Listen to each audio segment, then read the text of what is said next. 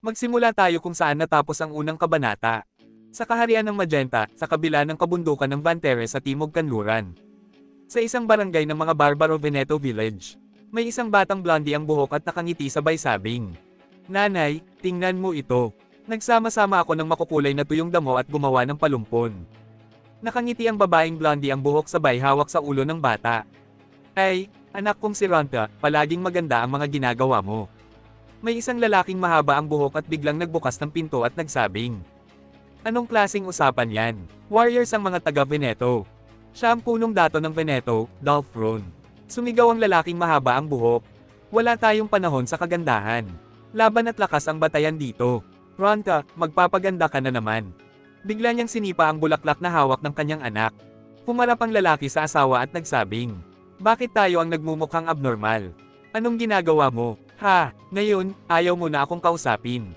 Nakatingin ang babae sa baba at nagsabing, "Sasabihin mo lang ang gusto mong sabihin. Hindi yun ang gusto kong sabihin, ito ang kailangang sabihin." Ang Veneto lang ang lumalaban at kumikilos, dahil tanging lakas lang ang makakapagprotekta sa atin. Sabi ng pinuno ng tribo, "Ronta, patuloy ka pa rin bang gumagawa ng magagandang bulaklak?" "Ama, patawad po," sabi ng batang lalaki. Isang tunay na lalaki ng Veneto ay hindi natatakot. "Hindi ko marinig. Patawad po." Ang parusa ay mag-sorry sa mga ninuno ng isang oras. Umalis ang babae habang nakatukod sa lupa ang ulo ng kanyang anak. Tumingin ang pinuno ng tribo at nagsabing, "Hindi na ako hiningitian ng asawa ko, pati rin si Ronte ay galit din sa akin, pero titiisin ko. Ang kabaitan ay hindi magliligtas sa'yo. Lakas lang ang tangi nating sandigan." Sumikat ang araw. "Mga mandirigma ng Veneto, panahon na para mangaso." Sumigaw ang pinuno ng tribo. Lumapit ang mga mandirigma. Oras na para sumayaw sa isang ritual bago magsimulang mangaso. Nagsimula na silang sumayaw. Sinundan nila ang pinuno. "Kami ang mga inapo ng mga mandirigmang itinakwil. Mga porters, ibigay ang aming mga rations. Nilagay namin ang aming buhay sa panganib upang ilatag ang pagkain sa ating mga mesa. Kami ang batas na walang batas na namamayani sa lupang ito. Higit pa sa mga bundok ng Vantere na makikita sa malayo. Sinungaling ang ating bayan, ang kaharian ng Magenta. At ang tahimik na galit ng ating mga ninuno na nagduse dahil sa kawalan ng katungkulang hustisya. Balang araw maghihiganti kami, sa pamamagitan muli ng pagtawid sa mga delikadong bundok."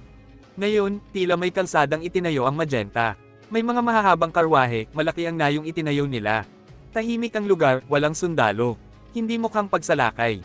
Hindi yan mahalaga, 70% ng ating lahi ang nawala sa pagtawid ng bundok noon. Napaisip ang pinuno dahil ngayon may daan na. Panahon na para lusubin sila. Patayin ang lahat, tumawid tayo. Biglang napatigil ang pinuno. Nakita niya ang tatlong lalaki. Sa kabilang panig ng kalsada, may mga sundalong Magenta, pero tatlo lang sila at walang uniforme.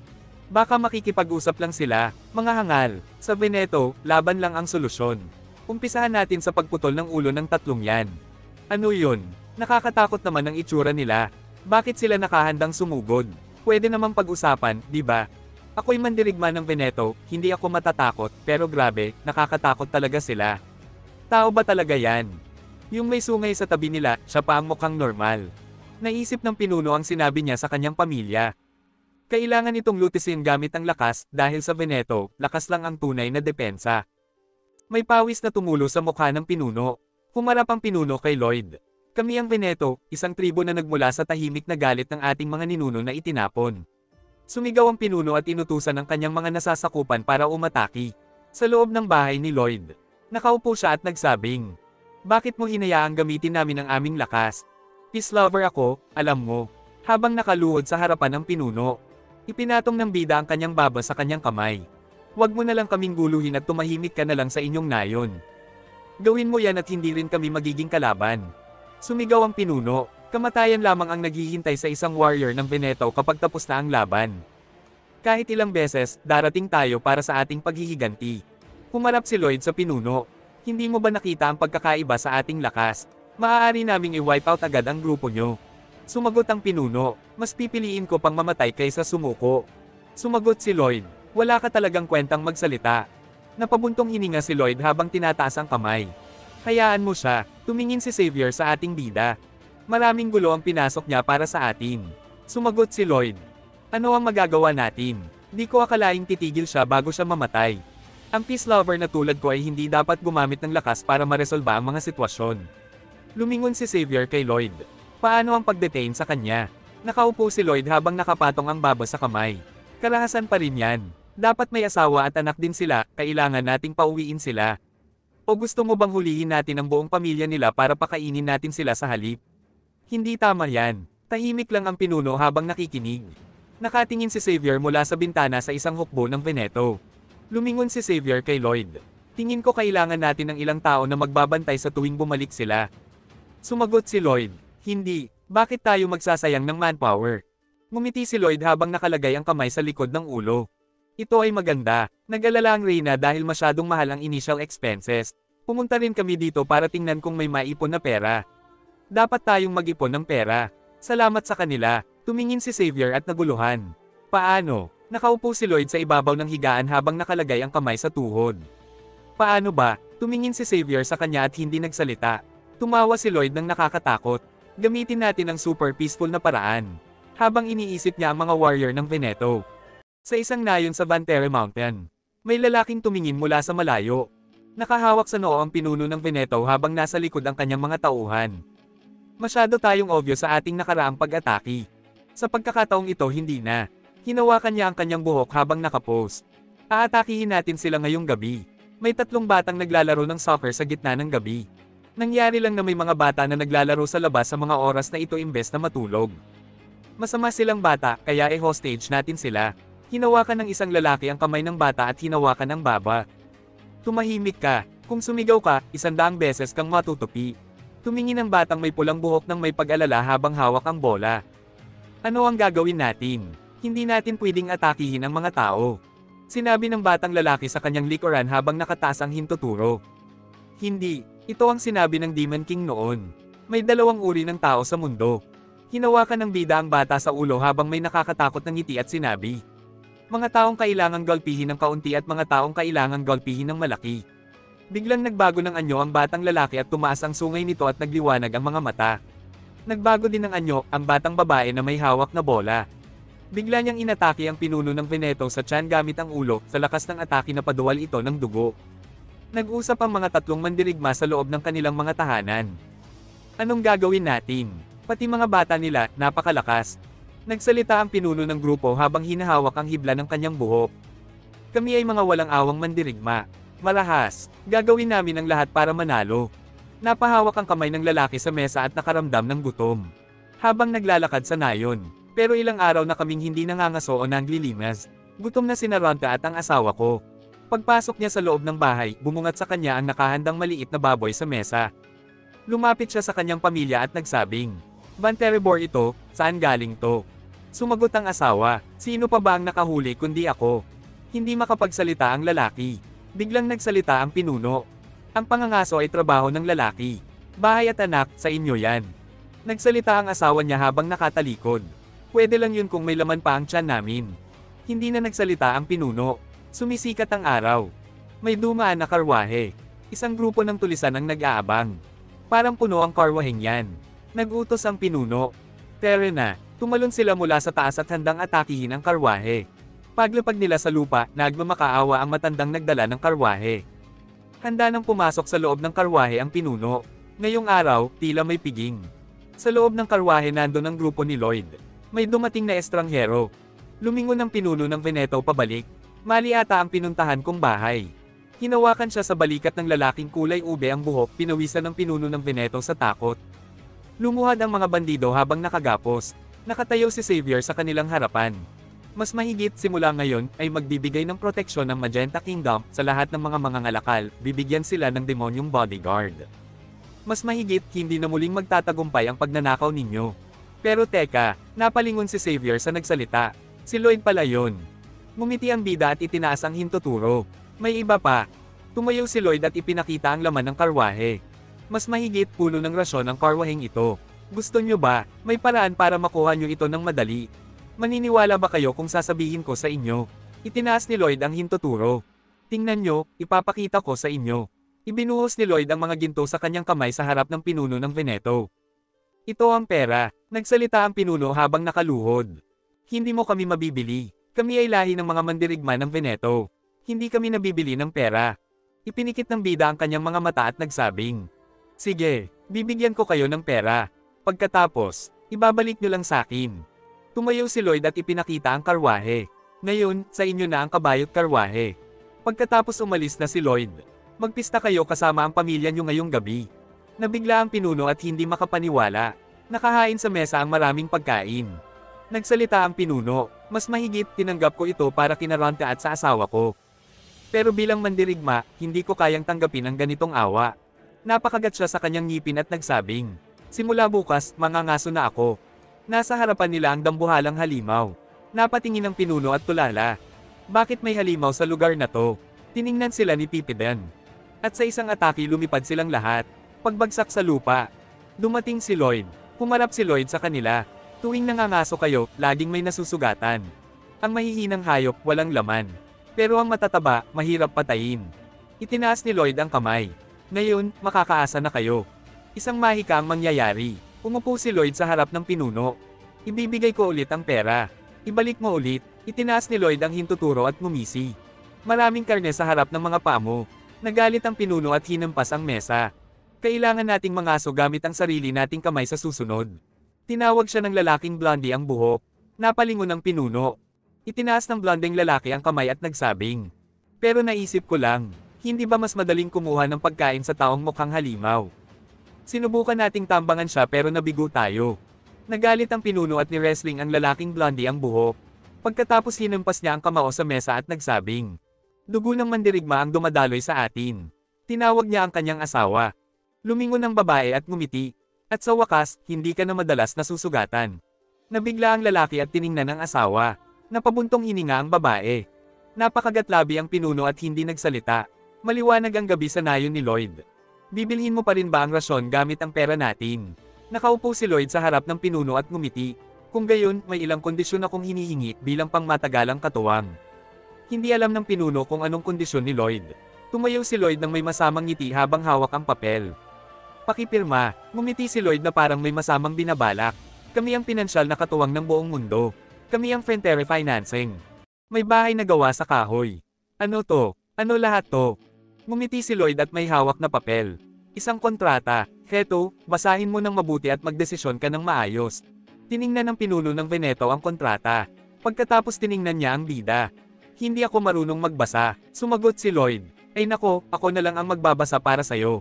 Tiningnan ng pinuno ng Veneto si Lloyd habang nagbabasa. Isinalaysay ng misteryosong tagapautang. Ang kontratang ito ay para sa mga short at medium term loan na inaalok ng Frontier Money. Nakasaad dito ang mga karapatan at obligasyon ng mangungutang at nagpapautang. Kapag nalagdaan, ang dati mong utang ay maisasama sa bagong principal, may dagdag na interest. Pinagdikit ni Lloyd ang mga palad habang nagpatuloy. Ang due date, pwedeng itakda ng customer, maximum ng 1 taon. Pwede rin ang maagang bayad. Pinagpatuloy ni Lloyd. Ang interest, 30% buwan-buwan. Kung hindi makabayad, may penalty.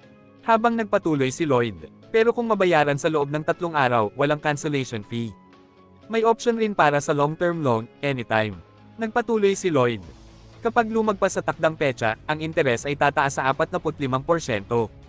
Nagpatuloy si Lloyd. Bla bla bla, sa kasong to, ganito ang sistema. Sa ganong kaso, ganon naman. Pagkatapos ng walang katapusang paliwanag, nakaharap si Lloyd sa pinuno ng Veneto at nagtanong. Naintindihan mo ba? Sumagot ang pinuno ng Veneto. Narinig ko, pero parang hindi ko gaanong nagets. Pagkatapos itinuro ni Lloyd ang nakasulat sa papel. O siya, isulat mo dito, narinig ko ng mabuti. Hinawakan ni Lloyd ang kamay ng pinuno at itinuro sa papel. Tapos pirmahan mo rito. Sumagot ang pinuno. Hindi rin ako marunong magsulat ng pangalan. Sumagot si Lloyd. Dolphron ang pangalan mo, di ba? Heto na, tapos na. Puno ng ginto ang isang supot sa mesa. Ang kontrata ay kumpleto na. At mula sa puntong iyon, ang perang ito, iyon na, Dolphron. Hindi makapaniwala si Dolphron sa nakita. Nagsalita si Dolphron. Pwede ko na bang gamitin to para bumili ng pagkain para sa aming nayon? Sumagot si Lloyd habang nakatiklop ang kamao. Pwede ka nang bumili ng pagkain, damit, aliwan. Basta may pera ka. Nagpatuloy si Lloyd. Hindi mo na kailangang magnakaw o masaktan. Sa kabilang banda, kita sa mukha ni Dolphron ang saya. Naaalala niya ang ngiti ng kanyang asawa. Ngayon, hindi ka na nasusugatan. Medyo nakahinga ako ng maluwag. Malungkot si Ronta, talaga bang ganito kasama ang pangangaso? Paano ba makakahanap ng pagkain pagdating ng panahon? Nakatingin sa baba si Dolphron hindi nagsalita. Pagkatapos tumalikod siya at nagpasalamat sa pera. Salamat ang lumalabas sa kanyang bibig. Nakalabas na siya sa pinto. May masamang ngiti si Lloyd. Dumating na ang gabi. Nasinagan ang buwan ng maliit na bahay. Gagamitin ko na lang to ng maayos. Ginamit mo ba talaga yung perang yun sa pagkain? Oo, hindi na kailangang pilitin ang mahihina na mga aso. Ayos yan. Ako rin, uutang. Sama kami. Pero na, lahat tayo. Kinabukasan. Maraming tao ang pumila sa pintuan ni Lloyd. Masaya silang lahat sa natanggap na pera. Tumawa si Lloyd na parang nagtatagumpay sa kanyang masamang balak. Tinanong ni Xavier si Lloyd. Hindi ba medyo sumusobra na to? Lumingon si Lloyd. Ha, napakunot ang mukha ni Lloyd. May tinuyog ba ako? O tinakot? Niloko? Sila ang lumapit. Bakit ako ang kontrabida ngayon? Nagsalita si Xavier. Ngayong nabanggit mo, si Xavier ay tuluyan ng tumawid sa ilog na di na pwedeng balikan. Lumabas ang system notification. Bilang isang system, hindi ko dapat sabihin to, pero bilang si Kim Suho o Lloyd. Alam mong mga loan shark ang sumisira ng buhay habang nakahiga si Lloyd. Biglang napaisip si Lloyd. Pagkatapos ay ngumiti, pero hindi ako ang nangungutang. Ako ang nagpapautang. Lumabas ang pulang system notification. Lloyd's Bad Karma Score, 37. At tumaas sa 156. Nakatingin ang hari ng impyerno sa system window.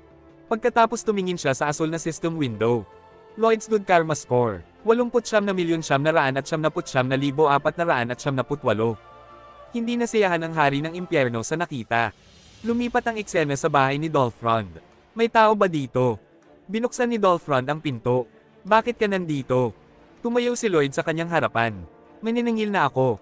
Singil. Bakit? Ipinakita ni Lloyd ang listahan kay Dolphrond. May utang ka, kailangan mong bayaran. Nasa kontrata. Binasa ni Lloyd ang nakasulat sa papel. Total na utang, 10 million gold. Monthly, 833,000 gold, dagdag 30% interest katumbas 1,082,900 gold. Napanganga si Dolphrond sa takot. Ano ang ibig sabihin? Nagalit si Dolphrond. Scam to. Magnanakaw ka. Napapikit lang ang mata ni Lloyd. Pagkatapos napakunot ang noo, seryoso, inutusan niya ang kanyang mga tauhan. Oras na para turuan sila kung ano ang penalty. Natakot si Dolphrond habang napalibutan siya ng mga alagad ni Lloyd. Sumugod ang kanyang mga alagad sa loob ng bahay. Natakot ang asawa ni Dolphrond habang pinoprotektahan niya ang kanilang anak. Nanglilisik ang mata ng mga alagad ni Lloyd. Umatake na sila. Isang maliit na himala o babala. Biglang lumiwanag ang lumat marupok na bahay. Nabigla ang pamilya ni Dolphrond sa ginawa ni Lloyd. Sabi ni Dolphrond, napakaganda ng bahay. Sabi ng asawa niya, wala nang tulo ang bubong. Sabi ng bata, napakakintab ng sahig. Napangisi si Lloyd at nagsabing, kita nyo ba, kung ganyan siya kagaling mag-renovate, ganun din ba siya kabilas manira? Tumutulo ang pawis sa mukha ni Dolphrond. Itong taong ito. Bakit naman niya inayos ang bahay na walang pahintulot?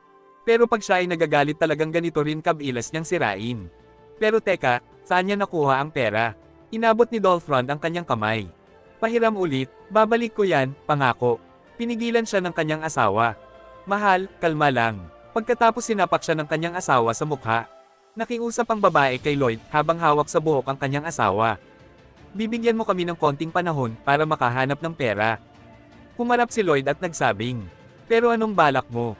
Magnanakaw ng mga yaman sa ibang nayon. Sumagot ang babae. Hindi, ang aming nayon ay tumitigil na sa pagnanakaw. Hindi na kailangan harasin ang mga taong hindi mahusay sa pakipagdigma. Nararanasan namin ang pinakapayapa na buhay ngayon, hindi na kami babalik sa dating buhay. Ngumiti si Lloyd. Kung gayon, tutulungan ko kayo. Tumingin si Dolphrond habang bagbog ang mukha. Ngumisi si Lloyd at nagsabing, ayos, tutulungan ko kayo. Bibigyan ko ng trabaho ang lahat sa nayon. Kung magtrabaho kayo, ang interes ay magiging 0.5% lang. Ang pagbabayad hanggang 10 taon. Tuturuan ko kayo ng skills. Kung hindi mo kaya ang isa, tuturuan kita ng iba. Nabigla ang pamilya sa narinig. Maraming paraan para mabuhay. Mahahanap nyo kung saan kayo komportable. Iniabot ni Lloyd ang kamay at nagsabing, welcome sa makabagong mundo. Lumabas ang system notification. Good Karma Score, 70,041,263. Nakaupo lang ang hari ng impyerno habang tumingin sa notification. Pagkatapos ay ipinikit niya ang kanyang mata at nagsabing, ang taong may good karma na higit sa 100 milyon, sa langit mapupunta at hindi na maaaring dalhin sa impyerno. Hindi ko pwedeng hayaang mawala ang alipin ko. Bilis, Worth Lord. Nakatayo ang kalaban malapit sa Magenta Kingdom. May hawak na espada. Sa pagsikat ng araw, habang ang gintong sinag nito'y unti-unting lumiliwanag sa kalangitan.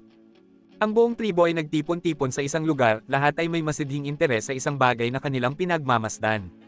Sa gitna nila, isang miyembro ng tribo ang kapansin-pansin. Suot niya ang isang korbata, ngunit wala siyang maayos na pang-itaas. Inaayos niya ang korbata gamit ang kanang kamay, habang ipinapakita ang kanyang mga kalamnan at may hawak na bag sa kaliwang kamay. Dinaglaon, mapapansin nating lahat ng miyembro ng tribo ay may parehong itsura. May suot na korbata at may dalang bag sa kaliwang kamay. Sabay-sabay silang nagsimulang gumalaw sa magkakatugmang hakbang na tila isang sayaw na may ritmong sinusunod. Ang bawat galaw ay eksakto, una, bumababa ang kanilang mga katawan, saka lilipat ang bigat sa kanang paa. Ipapausod ang kaliwang paa mula sa likuran, at sisimulan ng isang galaw na parang isang ritual. Ang mga hakbang ay nagiging tila posisyong pangtakbo, isang kamay ay nakataas. Ang isa na may mahigpit na nakakapit sa isang kamay na may palamuting pulse eres. Ang kanilang mga galaw ay dumadaloy na parang isang elegante pero makapangyarihang pagtatanghal. Biglang lumipat ang eksena sa mga mandirigma ng tribo. Naabalang-abala sa pagpukpok ng isang dambuhalang pako habang umaawit ng kantang pangtrabaho. Kami ay mga mandirigma. Kung ikukumpara sa buhay, ang tunay na pangangaso ay ang pagkilala sa kamatayan. Isang karaniwang araw lamang ito sa trabaho. Ngunit habang lumilipas ang hapon, nagsimula akong makaramdam ng pagod.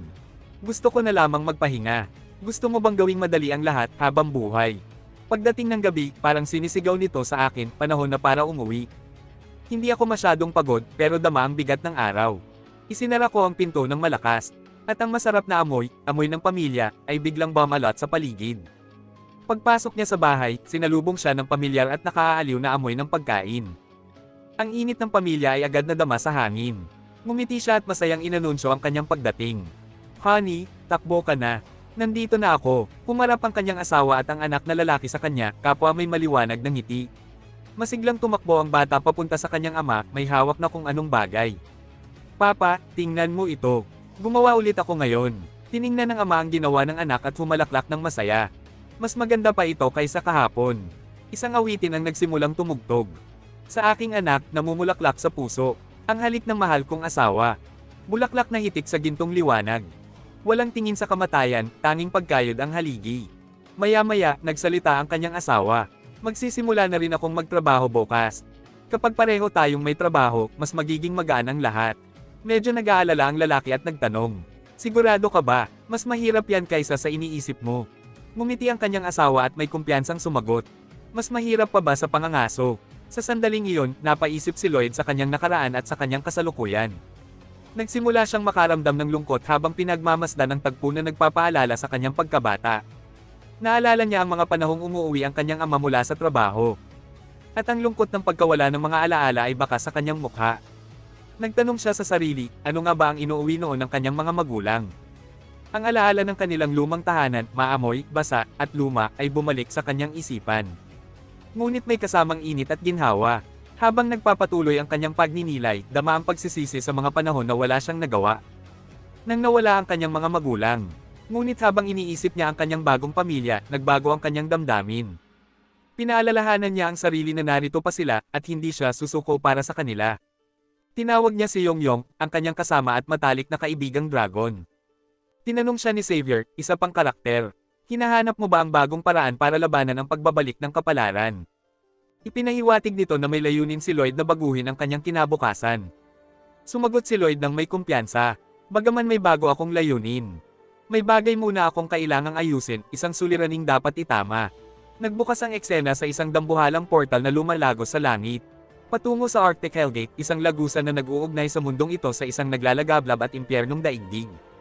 Sina Lloyd at Xavier ay nakasakay sa kanilang dragon, lumilipad papunta sa nasabing portal.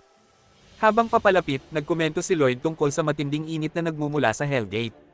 Gaya ng inaasahan, napakainit. Ngunit may tiwala siyang naglabas ng isang bagay at sinabing, kaya ko ito dinala, ang T-Bone Hog para palamigan ito. Isinawsaw niya ang kanyang mga daliri sa bibig ng isang maliit na halimaw. Na agad nagsimulang maduwal at napapikit sa discomfort. Matapos gawin ang kanyang kailangang gawin, inihagis niya ang halimaw sa karagatan gamit ang isang kakaibang kapangyarihan.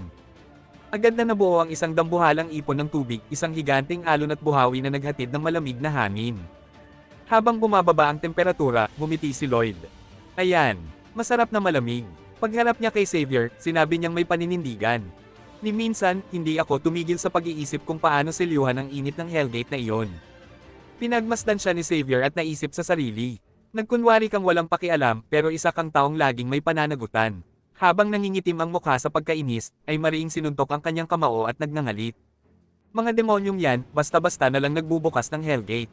Ano kaya ang nangyari kung wala akong T-bone hog? Tiningnan siya ni Xavier sandali bago sumagot. Ngunit ang kanyang mga salita ay may mas malalim na kahulugan. Yung Hellgate, batang Panginoon.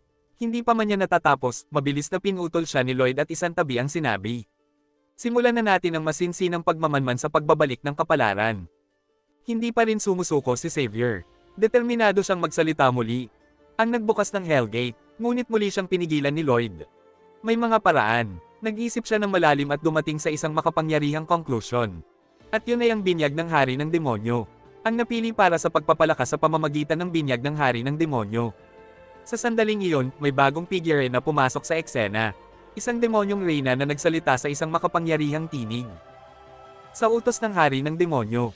Ngayon, ganap nang nagbago ang anyo ni Lloyd. May mga maitim na sungay na tumutubo mula sa kanyang noo. Lumalabas ang mga itim na pakpak mula sa kanyang likuran. Sumisikip ang hangin, puno ng enerhiya, habang sinisimulan niya ang seremonya. Binyag ng hari ng demonyo. Isang notification mula sa sistema ang lumitaw. Aktibo kahit hindi isigaw. Walang bakas ng pag-aalala si Lloyd. Ngumiti siya ng may kumpiyansa at sinabi, mas magaan ang pakiramdam nito.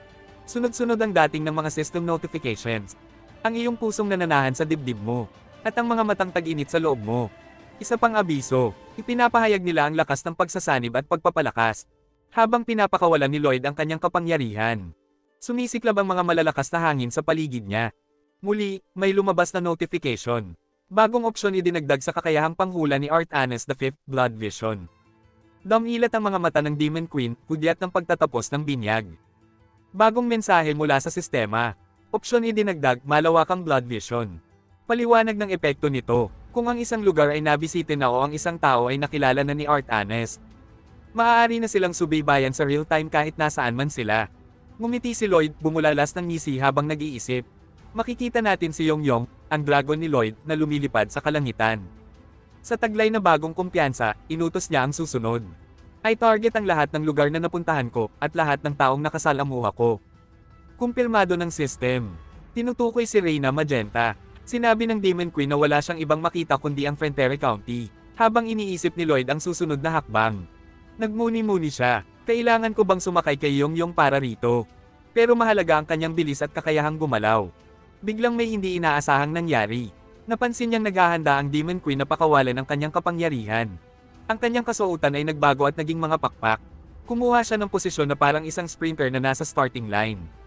Mula roon, mabilis siyang tumilapon sa langit. Napanganga si Lloyd sa gulat. Muling naglabas ang sistema ng notification. Sinusubaybayan na ngayon ni Artanis ang lahat ng target. Kasabay nito, habang lumilipad pataas ang Demon Queen. Masusubaybayan na natin ang pagbabalik ng kapalaran sa real time. Huminga ng malalim si Lloyd, seryoso ang mukha. Tingnan natin kung sino ang mananalo sa laban na ito. Pinagmasdan siya ni Xavier at nagkomento. Batang Panginoon, kakaiba ka talagang kumilos. Nagpatuloy si Xavier, sinusuri ang taktika ni Lloyd. Pwede mo namang durugin ang mga demonyo gamit lang ang kapangyarihan mo. Pero pinili mong tahakin ang mas mahirap na landas. Pinutol mo pa ang kanilang supply line. At ngayon, ang dati mong kalaban ay naging kakampi. Isang mahalagang kakampi. Ngumiti si Lloyd habang nakikinig. Ganon talaga, hindi dahil mabait ako kaya ayokong gumamit ng dahas. Mas kapaki-pakinabang lang talaga ang pakainin sila. Napabuntong hininga si Xavier habang pinagmamasdan si Artanis ng may paghanga. Sobrang lupit ni Artanis, medyo naiinggit nga ako. Tumaas ang kilay ni Lloyd. Tumalikod si Xavier at tumitig kay Lloyd, matatag ang tinig. Ano man ang kailangan mo, sabihin mo lang. Kung para mapigilan ang pagbabalik ng kapalaran, gagawin ko ang kahit ano. Ngumiti si Lloyd at sinigurado. Ikaw palagi ang nauuna, habang nakatingin si Lloyd sa malayo. Nagsimula siyang mag-isip, paano ba ito magbubukas? Panahon na para silipin ang spoilers ng ending. Nagbubukas ang eksena sa bahay ni Lloyd. Madilim ang silid, at nakaupo siya sa kama, nakatitig sa kumikislap na system window sa harapan niya. Ang bilang ng mga kaluluwang nailigtas mo, bawas ng isa. Pumangit ang ekspresyon ni Lloyd. Yung nakakainis na, -1, hindi pa rin nawawala. Kahit gaano na karaming kapangyarihan ang nakuha niya, kahit gaano karaming laban ang napanalunan niya, kahit na meron siyang Artanis Wide Area Blood Vision, sa huli, may isang tao pa rin na mamamatay, dahil sa akin, bulong niya sa sarili. Napakuyom siya ng kamao, halatang halata ang pagkadismaya sa tensyon ng katawan niya. Ibig sabihin, hanggang ngayon, wala pa rin akong paraan para pigilan ang Fate Restoration phenomenon. Nababalutan ng bigat ang katahimikan sa loob ng silid habang patuloy siyang nag-iisip. Kung ganito lang palagi, saan matatapos ang kwentong ito? Kailangan kong alamin. Kailangan kong makahanap ng bakas. At parang tugon sa kanyang determinasyon, isa pang system window ang lumitaw sa harapan niya. Gusto mo bang makita ang ending spoiler, Phase 4? Required CP, 106 na po. Oo. Current CP, 1,648. Hindi na nagalinlangan si Lloyd. Itinaas niya ang daliri at pinindot ang yes. Simulan na natin, sabi niya. Sa susunod na sandali, natagpuan ni Lloyd ang sarili sa loob ng isang madilim at walang katapusang kawalan. Wala, puro kadiliman lang, isang bangin na tila walang hanggan sa lahat ng direksyon. Ending spoiler na naman, bulong niya. Ang dami ko nang nakita. Wala na akong kinatatakutan. Pero habang nagsisimulang lumantad ang hinaharap, agad na gumuho ang kumpiyansa niya. Isang matinding pagsabog ang biglang sumabog sa harapan niya. Gumuho ang mga gusali na parang laruan lang, nagkapulbos sa lakas ng epekto. Puno ng apoy ang langit at ang buong teritoryo ay nasa ilalim ng matinding pag-atake. Kumakabog ang dibdib ni Lloyd. Nanunuyo ang lalamunan niya habang dahan-dahang lumalaki ang kanyang mga mata sa sindak. Ano to? Sa gitna ng usok at pagkawasak, pilit niyang inaalam kung anong nangyayari. Inaatake ba tayo? Pero hindi dapat matatalo ang teritoryo natin ng ganito kadali. At doon niya sila nakita. Mga halimaw, mga nilalang na hindi pa niya kailanman nasilayan. Nakakatakot na katotohanan ng Sam Apple sa kanya. Ano ang mga yon? Mas malakas pa sila sa buong teritoryo natin. Imposible. Samot-saring nakakatakot na nilalang ang nagsulputan, nagkakaisa sa bawat galaw, at nagkalat ng pagkawasak. Naglalakad sa mga grupo, may ganitong klaseng halimaw ba sa nobela? Humihingal na siya. Ano ba talaga to? Biglang bumagsak mula sa langit ang isang puwersa, isang nakakasilaw na liwanag ang bumaon sa gitna ng labanan. May bumagsak parang bulalakaw mula sa kalangitan. Napatingala si Lloyd. Sa kabila ng alikabok at apoy, nakita rin niya ito. Si Xavier. Ngunit bago pa siya makagalaw, lumagpak na si Xavier sa lupa, at ang lakas ng impact ay nagpakalat ng shockwave sa buong labanan. Hindi na nag-iisip si Lloyd, tumakbo siya agad. Natalo si Xavier, ang mismong Grandmaster. Hindi, kahit ang binyag ng Demon King ay walang nagawa. Nagpapanik ang isipan niya. Yung umatake, mas malakas pa sa Grandmaster. Mas malakas pa sa ultimate technique ng Demon King. Saan sa mundong to may ganon? At habang unti-unting humuhubog ang nakakatakot na pag-iisip, isang pangalan ang sumulpat sa isip niya. Nanginginig ang boses niya habang binubulong ito. Meron isa. Lumingon si Lloyd kay Xavier na nakahandusay sa lupa. Puno ng malalalim na sugat ang katawan nito, puro pasa at gasgas, at hirap na sa paghinga.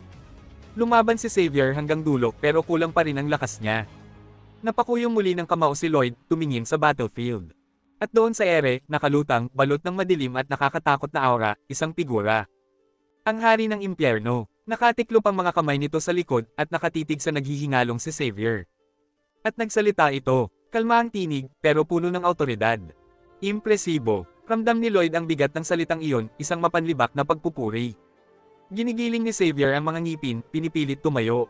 Kahit nagmamakaawa na ang katawan niya sa sakit. Pinanood siya ng hari ng impyerno na may interes. Handa ka pa ring lumaban. Hirap huminga si Xavier, pero kinakalap ang natitirang lakas. Basag ang katawan, halos hindi makagalaw, pero matalim pa rin ang tingin niya, puno ng determinasyon. Sa gitna ng hirap, lumabas sa kanyang bibig ang mga huling salita. Young Master, hindi kita madedala. Napakunot ang noo ni Lloyd. Madedala, anong ibig sabihin nun? Pilit niyang inuunawa, pero bago pa niya maisip, biglang gumalaw ang hari ng impyerno. Mabilis itong bumaba mula sa ere, parang kidlat. At bago pa siya makalapit, isang matinding sipa ang pinakawalan nito kay Xavier, diretsyong tumama, napaka-brutal. Bumagsak si Xavier na parang papel, at sa lakas ng bagsak, yumanig ang lupa. Lumipad ang alikabok at debris sa lahat ng direksyon. Nanatiling nakatitig si Lloyd sa eksena, nanginginig sa takot. Parang nagyelo ang buong katawan niya. Hinahawakan siya ng matinding takot na hindi pa niya kailanman naranasan. Pumapatak ang pawi sa kanyang mukha habang pinagmamasdan ang nangyayari. Nakatayo ang hari ng impyerno, matikas at nakakatindig balahibo, habang nakatapak ang paa nito sa mukha ni Xavier, tinatapak-tapakan siya. Halos wala nang malay si Xavier, pero pinilit niyang idilat ang kanyang mga mata. Tiningala niya ang kaaway na nakatayo sa itaas niya. At pagkatapos, nagsalita ang hari ng impyerno. Kalma ang tinig nito.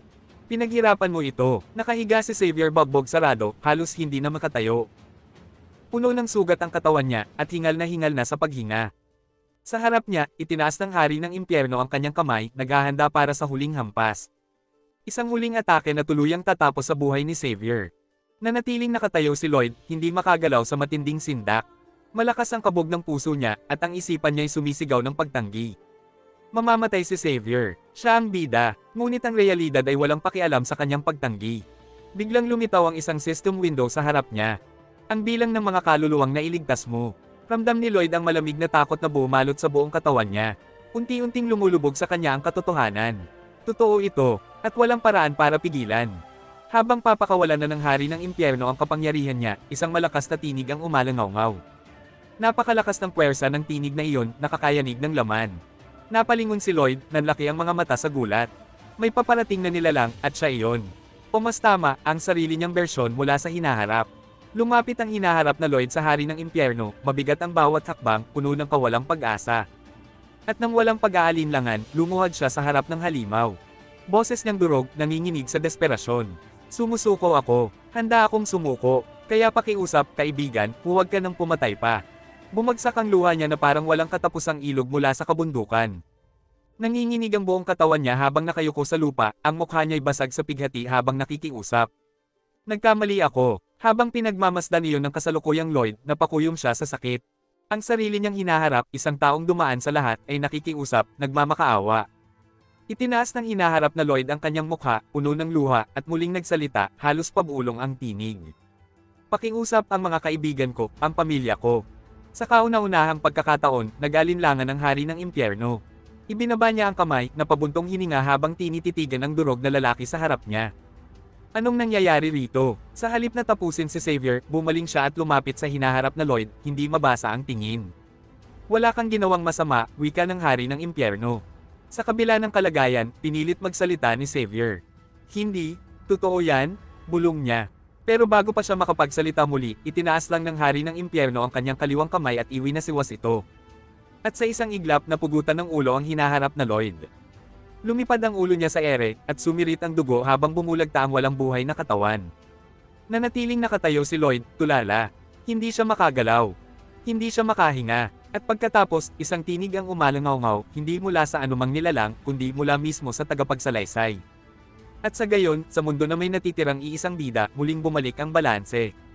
Nanlaki ang mga mata ni Lloyd sa takot. Nagpatuloy ang tinig ng tagapagsalaysay, malamig at walang damdamin. Muling nagsisimula ang The Night Iron and Blood. Abangan ang susunod. Bigla siyang napalibutan ng dugo.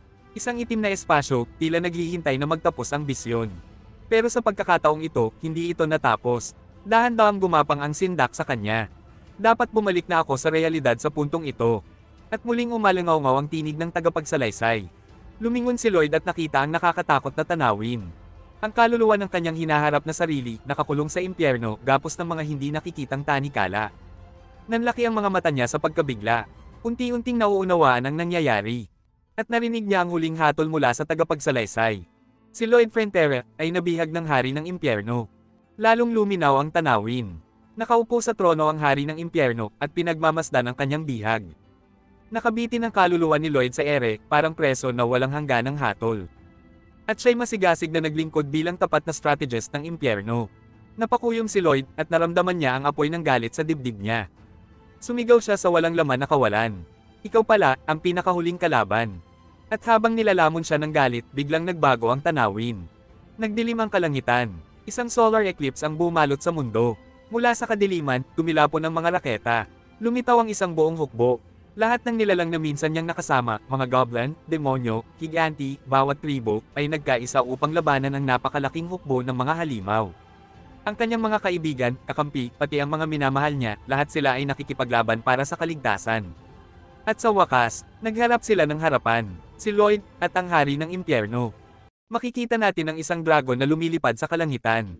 Sina Lloyd at Xavier ay nakasakay sa likod nito. Lumilingon si Xavier kay Lloyd at nagtanong. Bigla ka na lang nagmamadali. May lakad ka ba sa kaharian ng mga sirena o kung saan man? Matatag ang sagot ni Lloyd. Maiintindihan mo rin pagdating natin doon. Pero bago ang lahat, kailangan kong sabihin ito ng malinaw. Ano man ang mangyari, huwag na huwag mong bubunutin ang iyong espada. Kahit ano pa ang mangyari. Nagpalit ang eksena, isang dambuhalang buhawi ang umiikot sa ibabaw ng karagatan. Ngunit walang kahirap-hirap itong nilipad ng dragon. Dinaglaon, narating nila ang tarangkahan ng impyerno. Pagdaan nila roon, naging seryoso ang mukha ni Lloyd. Lumapag sila malapit sa nasasakupan ng hari ng impyerno. Pagpasok nila, kalmadong sinalubong sila ng hari ng impyerno. Sa wakas, naisip kong darating din kayo. Lalong tumalim ang tingin ni Lloyd habang nagtama ang kanilang mga mata. Tahimik na nagtitigan ang dalawa sa loob ng ilang tensyonadong segundo. Maya-maya, nagsalita ang hari ng impyerno.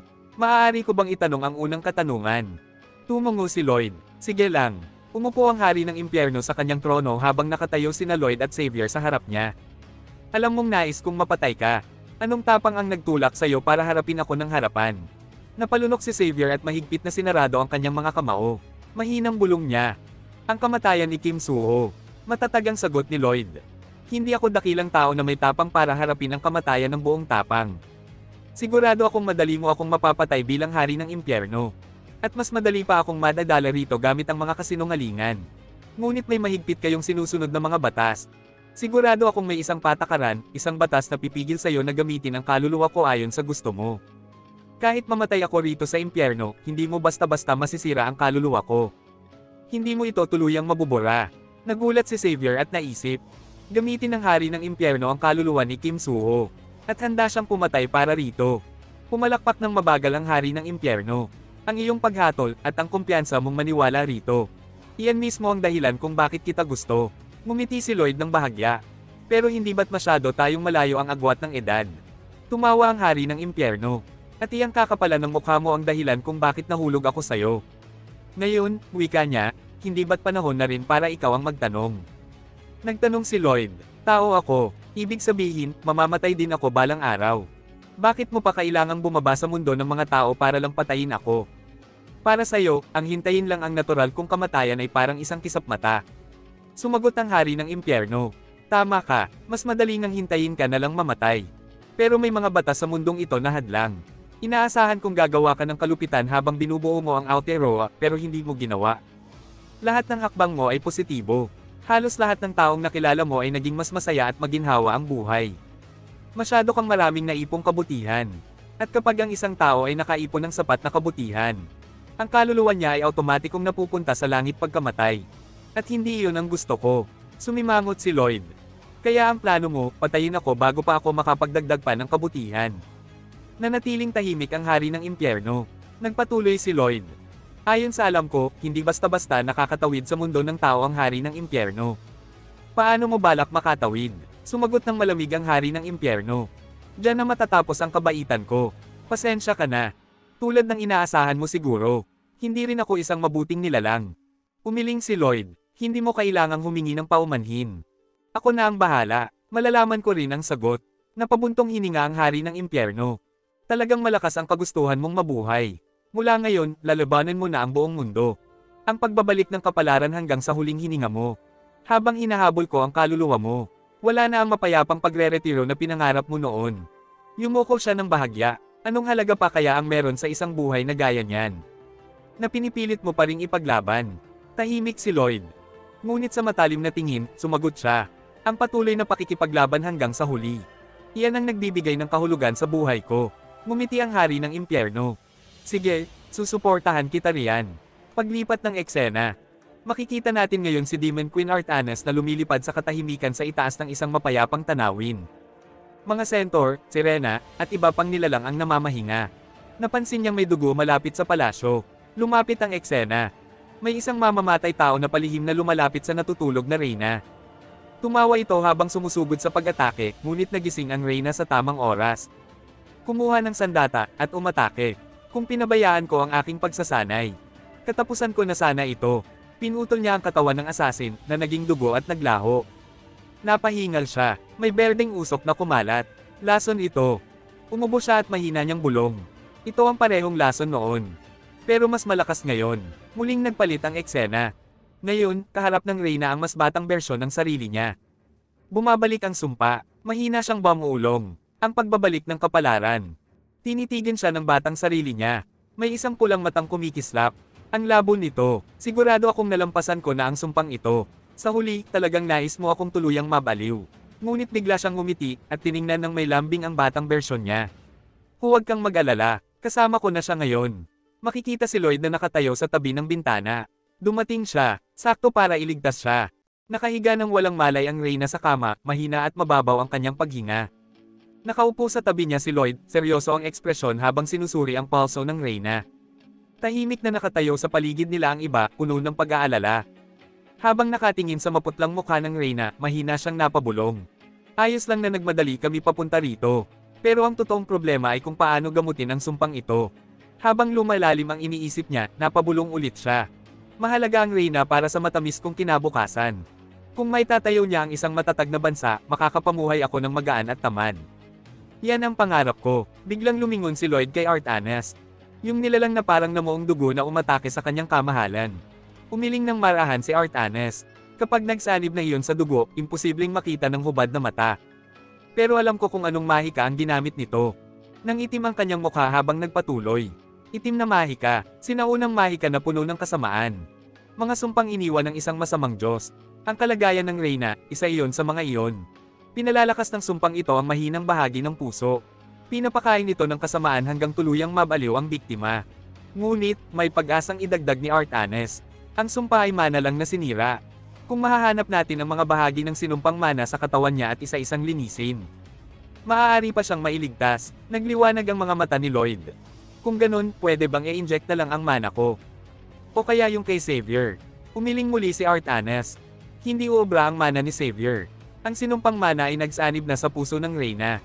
Kapag may banyagang mana na pumasok, automatikong tatanggihan ito ng katawan niya.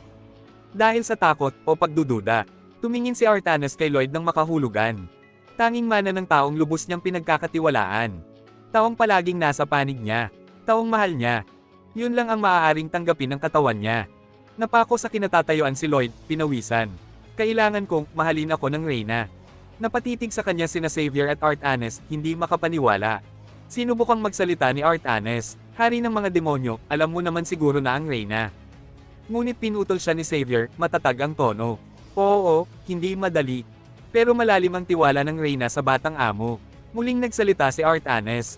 Pero, sandali lang, Lord Xavier, ang tingin ng Reyna sa kanya ay. Pinutol na naman siya ni Xavier. Tumindig si Lloyd at huminga ng malalim. Pagkatiwalaan ko na lang iyon, at susubukan. Nag-alalang tumingin si Artanes sa kanya. Hindi ka naman siguro tanga, alam mo na ito. Napabuntong hininga si Xavier. Pagdating sa ganitong bagay, ako na yata ang pinakabobong tao sa mundo. Nagbago ang tindig ni Lloyd, puno ng awtoridad. Patuloy na bantayan ang progreso ng paggaling ng Reyna. Lahat ng tao sa teritoryo, laging handa sa loob ng 5 minuto. Kailangang makakilos agad anumang oras. Nakatuon na ang kanyang isipan. Kailangan pa rin nating mahuli ang nilalang na nababalot ng dugo. Pero una, ang Reyna. Lumuhad siya sa tabi ng Reyna. Nagsimula ang paggamot. Ipinadala ni Lloyd ang kanyang mana. Sa loob ng katawan ng Reyna, gumapang ang mga baluktot at sinumpang enerhiya. Ang dami nito, kailangan isa-isang alisin. Sinimulan niyang puntiryahin ang bawat kumpol ng sinumpang mana. Double annihilation. Isang sumpa, isang unit ng mana ko. Aabutin tayo ng habang buhay nito. Samantala, biglang tumigas ang katawan ng Reyna. Nakikipaglaban din siya, mahinang ibinulong ni Lloyd. Lumalaban din siya, kahit hindi pa natin siya kayang pagalingin ngayon. Kailangan nating malampasan ang yugtong ito. Sa panibagong lakas ng loob, ipinadala niya ang isang malakas na alon ng mana. Sa loob ng kanyang kamalayan, isang batang bersyon ng Reyna ang tumatakbo sa loob ng isang madilim na kagubatan. Hinahabol siya ng masasamang sanga ng sumpa, gumagapang sa kanyang mga paa. Bigla, isang tinig ang umalangaw-ngaw sa kaguluhan. Nang marinig niya iyon, inundayan niya ng maikling espada ang mga sanga. Pinutol ang mga ito ng buong tapang. Ngunit dumami pa ang mga ito. Bumalot sa kanya, hinayla siya pababa, pero hindi siya sumuko. Sa huling lakas niya, itinulak niya ang sarili pataas. Isang puwang, isang siwang, isang pagitan, at mula roon, isang kamay ang umabot sa kanya. Kamay ni Lloyd. Sabay silang sumigaw, isa, at hinailan niya ang batang Reyna palabas. Nagulat ang batang Reyna, pero pagkatapos ay ngumiti ng may init sa kanya. Nagyakapan sila, dahan-dahang dumilat ang kanyang mga mata. Unang nakita niya si Lloyd. Mahigpit pa ring hawak ang kanyang kamay. Halatang pagod na pagod at ubos na ang mana. Tahimik siyang tumingin sa kanya, habang natutulog si Lloyd na halatang pagod. Samantala, sa ere habang nakasakay sa dragon, tumingin si Xavier sa langit at bulong niya. Ang mana ng kanyang kamahalan, nagising na. Tahimik siyang ngumiti. Ganito ba ang tawag sa isang kapareha? Sumikat na ang araw. Tahimik na lumapit ang dalawang alipin ng maharlika sa silid ng Reyna. Isa sa kanila ang maingat na kumatok at nagtanong. Kamahal-mahalang Reyna, umubo po ba kayo? Walang tugon. Sandali silang natigilan at nagkatinginan ng may pag-aalala. Muling kumatok ang kasambahay, ngayon ay may bahagyang pag-aalala sa tinig.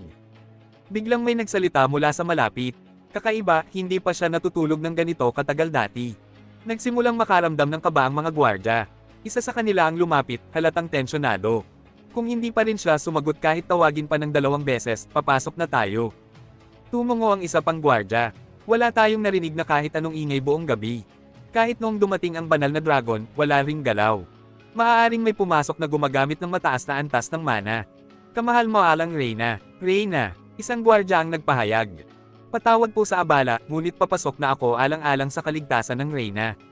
Sinipa nila ang pinto at sabay-sabay silang natigilan sa matinding pagkabigla. Sa loob, natagpuan nila si Lloyd at ang Reyna. Mahimbing na natutulog sa tabi ng isa't isa. Napuno ng pawis ang noo ng mga gwardya. Maya-maya sumigaw ang isa. Habang mabilis na hiniblot ng isa pa si Lloyd sa kwelyo. At bago pa siya makapalag, naitali na siya ng mahigpit sa lubid. Lumipat sa bulwagan ng hukuman. Nagsigawan ng mga hukom at mga ministro sa galit. Bago pa man maunawaan ni Lloyd ang nangyayari, nakita na lang niya ang sariling nakatali sa isang poste at sinusunog. Nanlaki ang mga mata niya, sabay sigaw. Ano ba, pakinggan niyo muna ako bago kayo magsunog ng tao. Walang nakikinig. Tingnan mo yung mukha niya. Kita mo na, may masamang balak talaga. Pakiusap, tawagin ang kamahal-mahalang Reyna. May sumagot mula sa mga tao. Natutulog pa raw siya. Tumigil ka at magpaabo ka na, hayop kang makapal ang mukha. Hindi nyo naiintindihan, nagkakamali kayo. May nangasar sa gitna ng karamihan. Narinig nyo yon. Parang sinabi niyang, oh yeah. Anong klaseng siraulo yan? Lumingon si Lloyd sa paligid ng hukuman. Hanggang sa mamataan niya si Xavier. Xavier, alam kong darating ka kapag nasa panganib ako. Pero si Xavier ay nakatayo lang, tumatawa. Bumagsak ang ekspresyon ni Lloyd. Hayop to, nag-e-enjoy pa talaga. Lumingon siya sa kanyang isipan, kinausap si Artanes. Artanes, nanunood ka ba? Pero tumatawa rin si Artanes. Tinitigan ni Lloyd ang karamihan, hindi makapaniwala. Bakit walang nag-aalala kapag ako ang nasa panganib? Biglang may lumitaw na window ng sistema, sapagkat isa kang Swordmaster at Demon King. At isa sa pinakamalalakas na hukbo sa mundo. Bakit nga ba sila mag-alala? Mag-alala naman kayo kahit konti. Biglang umalangaw-ngaw ang isang makapangyarihang tinig. Anong nangyayari rito? Ang tinig na yon. Pumasok ang Reyna, galit at may autoridad. Nasaan si Lord Lloyd? Mula sa poste, sumigaw si Lloyd. Ako po yun, kamahal-mahalang Reyna. Nang makita ng Reyna si Lloyd na nakatali, bigla siyang napahalakhak. Isang patak ng luha ng pagkadismaya ang gumuhit sa pisngi ni Lloyd. Lumipat ang eksena. Sa loob ng palasyo, nakaupo ang Reyna sa harap ng mga ministro at mamamayan. Una sa lahat, humihingi ako ng paumanhin sa aking mga lingkod. Dahil sa pagkaantala ng paliwanag, mahinahong sabi niya. Ngunit kahit pa makatuwiran ang inyong naging aksyon. Sa tingin ko'y pabigla-bigla ito at dapat sana'y hinintayin niyo ako. Tahimik na pinagmamasdan ni Lloyd, iniisip. Ano kayang palusot ang gagamitin niya ngayon? Ipinakita ng Reyna ang kanyang braso. Isang kakaibang maitim na marka ang kumakalat dito. Ako ay may karamdaman, mariin niyang sinabi. Nagulat ang mga ministro. Ano yan? Hindi pa ako nakakita ng sugat na ganyan. Ipinapakita niya lahat. Kagabi, nang lumala ang aking kondisyon. Agad kong ipinatawag si Lloyd Frontera. Alam niya ang paraan ng paggamot. Kaya't ginamot niya ako magdamag. Kinailangan ng napakalaking mana. At pareho kaming nawalan ng lakas sa sobrang pagod. Ipinakita niya ulit ang kanyang sugat. Kung hindi ipagpapatuloy ni Lloyd Frontera ang kanyang paggamot, ay lalala ng mabilis ang aking kalagayan. Napangiti si Lloyd. Kung hindi niya na sinusubukang magpakatatag. Ang prangkang pagpapakita na ito na marahil ang pinakamalinaw na paraan. Yan ang Reyna namin. Tumalikod ang Reyna at formal siyang tinawag.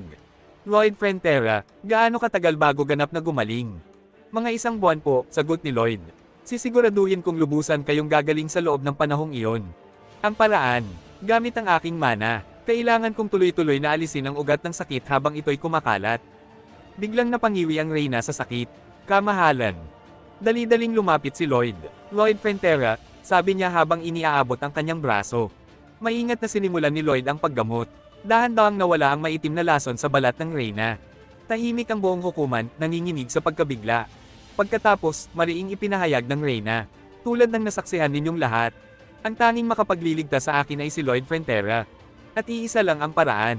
Kaya't ako, si Reyna Magenta, ay formal na nagpahayag na sa loob ng 1 buwan. Sasamahan ko si Lloyd Frontera araw at gabi para sa paggamot. Napangiti si Lloyd sa sarili. Nag-iisip pa ako kung paano ko kukumbinsihin ang mga makikitid ang utak na ministro. Pero ayos, inako na lahat ng kamahalan. Ngayon makakapokus na ako sa paggamot. May isa sa mga ministro ang nagtanong. Kamahalan, hindi po ako tutol sa ikagagaling ninyo. Ngunit batay po sa batas ng kaharian ng Magenta. Pinutol siya ng Reyna. Siyempre, susundin ko ang batas. Namutla ang lahat ng ministro. Diyos ko po, totoo ba to?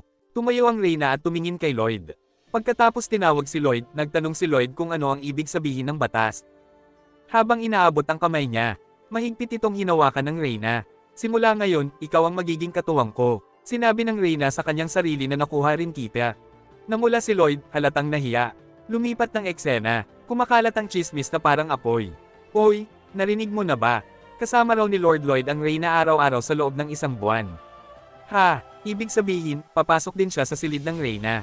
Ayon sa batas ng hari, kapag may nakihati sa silid ng Reyna o hari, kailangan nilang magpakasal. Pagsapit ng bukang liwayway sa kaharian, isang banayad na liwanag ang pumasok sa silid ng Reyna. Hinawakan ng Reyna ang panulat at may isinulat sa papel. Dahan-dahang nagising si Reyna Magenta, katabi pa rin si Lloyd, magkahawak ang kanilang mga kamay. Tahimik na dumadaloy ang mana ni Lloyd, ipinagpapatuloy ang gamutan sa buong magdamag. May seryosong ekspresyon si Lloyd habang nagkokonsentra, mahina siyang nagbulong, may tinatago pa pala rito. Lahat kayo, tapos na, pumigting ang kanyang mana, tinarget ang mga tila virus na partikelang sumasalakay sa katawan ng Reyna. Ngunit may ilang pathogens na nakaiwas at mabilis na tumakas. Napakagat ng ngipin si Lloyd. Hindi ko yan hahayaang makatakas. Sa totoong mundo, iba't ibang kakaibang ekspresyon ang lumitaw sa mukha ni Lloyd, matinding konsentrasyon, creepy na ngiti, at kahit mga katawa-tawang hitsura. Napatingin sa kanya ang Reyna at napakurot sa loob. Inisip ng Reyna, ano bang itsura yan? Takot na takot ang masamang virus habang hinabol ng mana ni Lloyd na may iba't ibang ekspresyon. Pagkatapos kinain niya ito. Isang katok ang pumihil sa kanila. Tagapaglingkod mula sa labas. Kamahal-mahalang Reyna, na isumite na po ng House of Nobles ang panukalang budget. Kalmado lang ang Reyna, magaling. Binitiwan niya ang kamay ni Lloyd upang kunin ang dokumento. Sa sandaling iyon, naputol ang koneksyon ng mana at nagkahiwa-hiwalay ang mga virus particles na tila ng aasar. Si Lloyd ay nag-aalala, kamahalan, kung palagi niyong bibitawan ang kamay ko, matagal matapos ang gamutan. Nagbiro ang Reyna, gusto mo lang naman talagang hawakan ang kamay ko, di ba? Nanigas si Lloyd pawis na pawis. Hindi po yun ang ibig kong sabihin. Nakangiti ang Reyna, so hindi mo gusto hawakan ang kamay ko. Natatarante si Lloyd. Ako, hindi, teka lang. Nakangisi ang Reyna, so gusto mo ang kamay ko. Nagsalita si Lloyd, hindi, oo, ay. Kunwaring nainis ang Reyna. Bastos mo naman. Naguguluhan si Lloyd. Ha, hindi naman ganon. Nagsalita ang Reyna, so ayaw mo, ang bastos mo naman. Malapit nang mabaliw si Lloyd. Iniisip ng Reyna, nakakatuwa naman to, kahit anong sabihin ko, nai-intimidate siya. Sa isip ni Lloyd, biglang may lumitaw na system window. Sinabi ng system seryoso, parang bumababa talaga ang IQ mo sa ganitong mga sandali. Anong klaseng sakit to? Hindi makapagsalita si Lloyd. Tinawag siya ulit ng system. Nagsalita ang Reyna. Gets ko naman. Kapag binitiwan kita, naiistorbo ang gamutan, di ba? Tumango si Lloyd, pawis pa rin. Hindi na siya nagsalita pa. Inilagay niya ang kanyang kamay sa mesa. Hinawakan ito ni Lloyd. Hinugot ng Reyna ang isang piraso ng tela. Itinali niya ito sa kanilang mga kamay. Hinawakan ng Reyna ang dulo ng tela. Sinabi ng Reyna, hawakan mo ang kabilang dulo, pagbilang ko ng 3, sabay tayong hihila. 1, 2, 3. Sabay nilang tinali ang kanilang mga kamay. Nakangiti ang Reyna. Ngayon, kahit gustuhin natin, hindi na tayo mapaghiwalay. Namula ng kaunti ang pisngi ni Lloyd. Napatingin siya sa Reyna at biglang naalala ang isang alok nito noon. Magpakasal ka ba sa akin, at maging hari? Iniisip ni Lloyd. Ano bang iniisip ko? Siyempre, gusto niya akong maging hari kasi may kakayahan ako. Hindi dahil sa... Hindi, wala yon. Ayokong mabaon sa trabahong ito bilang Prime Minister. Lumabas ang system window at nagsabing, "Pero paano kung mahal ka talaga niya?" Nablangko na naman si Lloyd. Tumawa ang system. Nagsalita si Lloyd. Focus, focus. Ipinagpatuloy niya ang pag-atake sa mga virus. Ngunit biglang, dumating ang tagapaglingkod mula sa labas. "Kamahalan, oras na po para sa pagsasanay." Nagsalita ang Reyna. "Papunta na ako." Natulala lang si Lloyd. Paglipas ng eksena, nasa training ground na ang Reyna at nakikipag-sparring. Nakatali pa rin si Lloyd sa kanya at parang basahan siyang hinahagis-hagis. Walang magawa si Lloyd. Nakalipad pa rin siya, muntik ng matamaan. Pagkatapos hinila siya ng Reyna habang naglakad sa pasilyo. Sunod-sunod pa ang mga gawain. Audiences, pagpirma ng mga dokumento, inspection, talumpati, dagdag pang training at si Lloyd nakakapit pa rin, halos hindi na makatayo ng maayos. Kinagabihan, habang naliligo ang Reyna, nakatalikod lang si Lloyd, nakaupo pa rin at nakatali ang pulso sa kanya. Sa wakas ay nagsalita siya. Sinabi ni Lloyd, "Kamahalan." Sinabi ng Reyna, "Magsalita ka." Sinabi ni Lloyd, "Kailangan yung bawasan ang trabaho ninyo. Nahahadlangan ang paggaling ninyo." Matatag ang Reyna, "Gusto ko rin naman. Pero hindi ko kaya." Sinabi ni Lloyd, "Pero bakit? Ang dami nyo namang ministro. Bakit kailangan kayo lahat ang gumagawa?" Sumagot ang Reyna, "Hindi pwede. Kapag iba ang gumawa, may pagkakamali." Pagkatapos noon, mas lalo pang nadidelay ang lahat. Sumagot si Lloyd, "Kahit ganun, mas mahalaga ang kalusugan nyo ngayon. Magpahinga naman po kahit konti." Sabi ng Reyna, "Kapag nagpahinga ako, ang mamamayan ang magdurusa. Pero kung ako ang mahirapan, sila ang makakahinga ng maluwag." Sinabi ni Lloyd ng mahina, "Pero kamahalan." Pinutol siya ng Reyna. "Tama na, hindi ako pwedeng magpahinga." At bigla niyang tinanggal ang tali sa kanilang mga kamay. Nagsalita ang Reyna, "Sandali ko lang tatanggalin. Magbibihis ako." Iniisip ni Lloyd, isang textbook na workaholic, at sobrang talino para malinlang. "Anong gagawin ko?" Bigla siyang napangiti, may naisip, nagsalita si Lloyd. "Kamahalan, kung maaari pong maglakas loob." Sumagot ang Reyna. Matigas ang tono, "Sabi ko, hindi ako pwedeng magpahinga." Sumagot si Lloyd, "Hindi po yan ang ibig kong sabihin." Sumagot ang Reyna, ano nga ba?" Habang nakahiga silang dalawa sa kama. Sabi ni Lloyd, "Naniniwala po akong kaya kong gawin ito ng mas mahusay." Nagulat ang Reyna, "Ang alin?" Nagsalita si Lloyd, "Ang mga tungkulin bilang hari, kamahalan." Tuluyang natulala ang Reyna, "Anong sinabi mo?" Si Lloyd, buo ang loob. "Kung ako ang hari, sa tingin ko, mas magiging efficient ang lahat ng gawain." Pero bago ang sunod na chapter, huwag kalimutan mag-like, share at subscribe sa ating YouTube channel na Isekai.